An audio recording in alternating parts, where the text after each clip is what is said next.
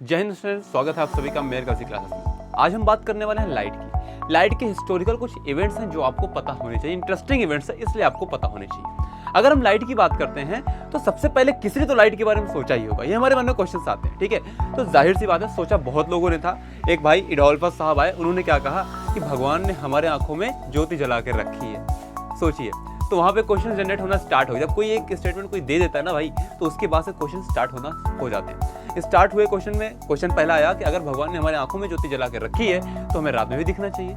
अब इस पे इन्वेंशन स्टार्ट हो गई। लाइट के बारे में लोग देखने लगे कि लाइट होती क्या है, क्या है। तो फिर सबसे जो आपके पढ़ने के लिए इंपॉर्टेंट थ्योरी आती है वो आती है न्यूटन्स कॉर्पस्क्यूलर थ्योरी। कॉर्पस्क्यूलर थ्योरी का नाम है जो न्यूटन साहब ने दिया था। इन्होंने भी किसी साइंटिस्ट के किए गए काम को पढ़ करके इस थ्योरी को डेवलप किया।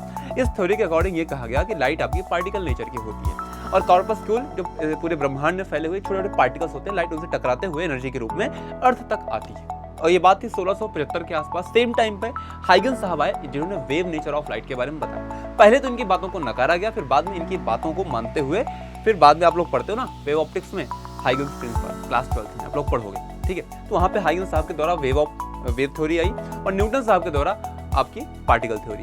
अब ये दोनों थ्योरी आगे चल के क्या कहती है, लाइट के पास दोहरी प्रवृत्ति होती है, दोगला नेचर होता है, डुअल नेचर होता है, आपने सुना ही होगा। तो लाइट वेव जैसा भी बिहेवियर रखती है अपने पास और अपने पास लाइट बिहेवियर रखती है पार्टिकल जैसा। थैंक यू, जय हिंद।